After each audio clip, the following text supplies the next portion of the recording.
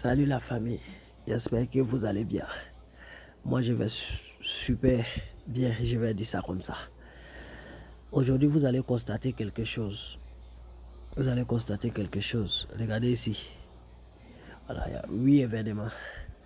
Voilà, maintenant ici descendez à 8 événements pour nous donner plus de chances. Et puis vraiment prendre les matchs tels qu'ils sont. Souvent tellement on veut tellement minimiser pour ne pas perdre. On finit par ajouter 2 fois ces équipes qui vont finir par nous perdre. Alors que souvent on fait de très bonnes analyses où on peut directement donner de bonnes notes aux équipes là et puis avancer. Donc je vais analyser les 8 événements très rapidement. Je suis très grippé. Voilà, même si je vous ai dit que ça va. Depuis lundi, je n'ai même pas encore mis de pied à mon service. Donc les 8 événements, vous constaterez que tous les événements ne sont pas issus de la Ligue des Champions. Je pense qu'il y a un élément qui ne figure pas de la Ligue des Champions. Alors, j'ai laissé un match de Ligue des Champions, notamment le match de Séville-Lens. C'est un match un peu bizarre, voilà, qui ne me motive pas du tout. Le premier match sur lequel je voudrais me prononcer, c'est le match qui oppose Arsenal à PSV. Ici, ce qu'il faut savoir, c'est que les deux équipes se sont croisées déjà l'année dernière en Ligue Europa. Et à l'aller, Arsenal avait gagné 1-0. Et au match retour, PSV les a renversés 2-0 et s'est qualifié. Ils sont éliminés.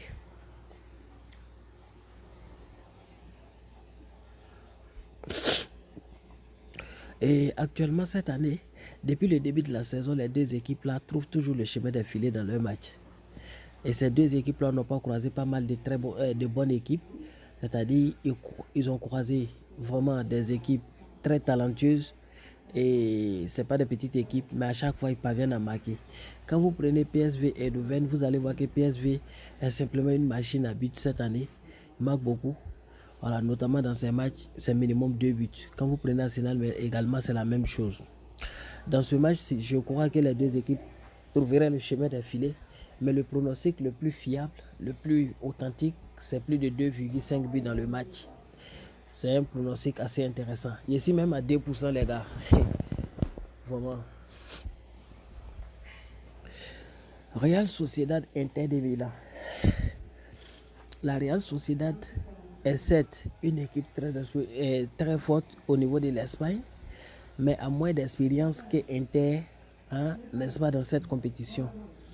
Ils ont tout fait l'année dernière pour monter en Ligue des Champions. Ils ont fait de très bons recrues. Un recrutement XXL7.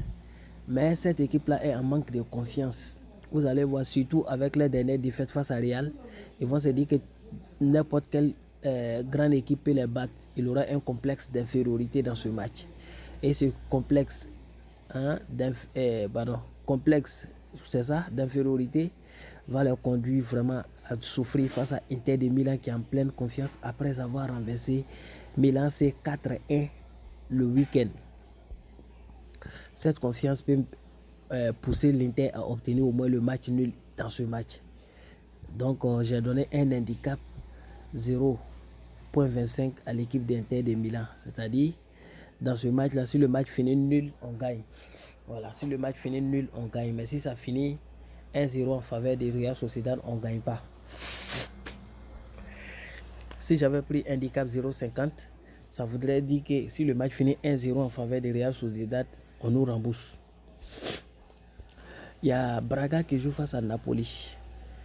Braga est une très bonne équipe, certes, mais cette année, Braga n'est pas à son meilleur niveau.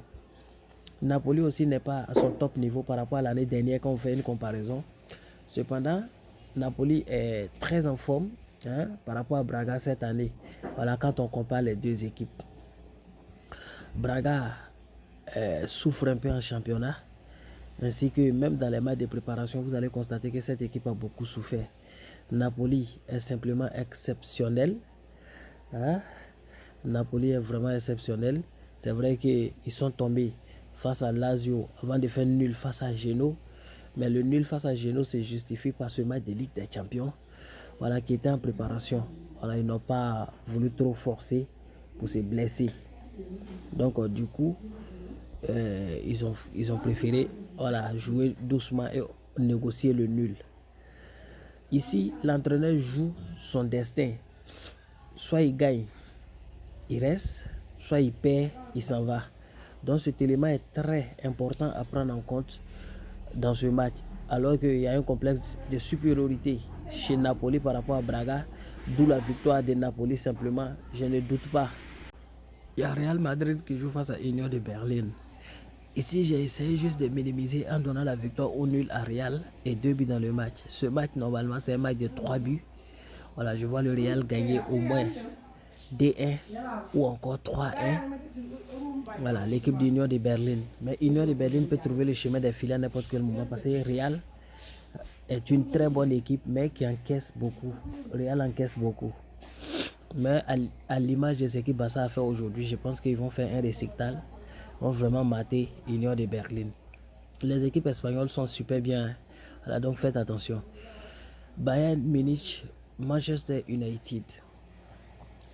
Ici, voilà, vous allez constater que j'ai changé de type de pronostic. Il y a un avantage conséquent de Bayern par rapport à Manchester United dans ce match. Les deux se sont confrontés plusieurs fois. Bayern gagne beaucoup, l'équipe de Manchester United. Mais ce match-là sera beaucoup particulier parce que c'est les deux costauds, n'est-ce pas, du groupe. Parce que dans ce groupe, il y a Copenhague, il y a Galatasaray. C'est vrai qu'on ne s'entend pas, eux, ils peuvent faire des surprises. Mais United va vouloir forcément dans ce match-là partir avec le nul pour espérer aller loin. Alors que Bayern va vouloir forcément gagner. Avec l'arrivée d'Harry Kane, vous constatez que l'équipe est très dynamique actuellement et très en forme. Et puis Bayern tire beaucoup et ils font beaucoup de tirs cadrés. Quand Bayern te sort 10 tirs, dans des 10 tirs, il aura au moins 6 cadrés ou 5. Alors que Manchester United également cadre beaucoup. C'est la raison pour laquelle il s'est allé sur la base de 9,5 tirs cadrés simplement dans ce match. Sauf en cas de malchance. Benfica Salzbourg. Bon, la victoire de Benfica. Ils sont très expérimentés que Salzbourg. Et puis ils ont un gros avantage au niveau de l'effectif par rapport à Salzbourg.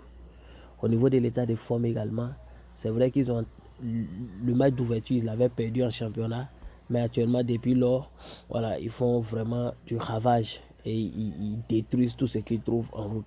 Salzbourg est moins expérimenté et puis la plupart des joueurs sont à l'infirmerie actuellement. Ça, c'est un élément très fondamental à prendre en compte. Voilà, leur défense est pas trop expérimentée parce que la moyenne d'âge de la défense est de 21 ans. Voilà, vous constaterez que c'est vraiment les anciens sont à l'hôpital et ils sont tous blessés. Il y a Alkmaar qui joue face à Zenit Saint-Pétersbourg au niveau de la Russie. Bon, dans ce match aussi, il y a beaucoup minimisé en vous donnant victoire ou nul de Zenit. Zenit marque un but. Sinon, logiquement, c'est la victoire de Zenit dans ce match. Alkmaar les moins pas. Alkmaar les moins pas. C'est vrai qu'ils ne sont pas à leur meilleur niveau. Je vais dire qu'ils ne sont pas à 100%. Mais quand même, c'est le vieux de la vieille. Et le respect doit s'imposer. Dans ce match-là, il n'y a pas grand-chose à dire. Voilà, même si j'ai pour habitude de dire, même quand c'est mort, ça pisse. Voilà, même quand c'est mort, ça pisse. Je pense qu'ils peuvent obtenir au moins le nul et je sais qu'ils vont marquer dans le match. Il y a Galatasaray qui joue face à Copenhague. Galatasaray-Copenhague, victoire de Galatasaray. Voilà, ils sont plus expérimentés que Copenhague, d'une part. Et d'autre part, ils sont très en forme que Copenhague actuellement, surtout au niveau de l'effectif même. Voilà, l'effectif est très robuste par rapport à Copenhague. Et c'est le plus faible du groupe. S'ils ont raté Copenhague, ils peuvent, avec Bayern, ça va chauffer. Avec United, ça va chauffer. Donc, à domicile, face à l'équipe le plus faible, la moindre des choses, c'est de gagner. Victoire de Galatasaray, une cote 1,60. 8 équipes, une cote 31. Sauf en cas de malchance. Logiquement, ce coupon devrait passer. Je vous invite à miser doucement. Comme je vous l'ai dit, tous ces coupons, une fois qu'un pari est combiné, il présente un risque un peu plus élevé que les paris individuels. Mais vous constatez que ce coupon, vous pouvez le jouer tous en pari individuel. Si vous voulez jouer en pari individuel, vous prenez Real, gagne et 2 buts dans le match, c'est une cote 1,60. Vous prenez ça directement. Si vous voulez la jouer en pari individuel, vous prenez victoire de Copenhague et vous prenez Zénith. Hein? Zénith, là, vous laissez ça comme ça même. C'est une très bonne cote, vous pouvez les jouer en individuel. Donc tout le reste, vous pouvez les jouer en individuel. C'est 8 matchs. Ça sera assez intéressant et très bénéfique pour vous. Donc c'est le coupon du jour. Ceux qui veulent jouer ce coupon, entrez dans le groupe Telegram dont le lien est en description de la vidéo. Je vais vous dire merci et bien de choses à vous. Merci vraiment à Dieu de m'avoir aidé à faire cette vidéo.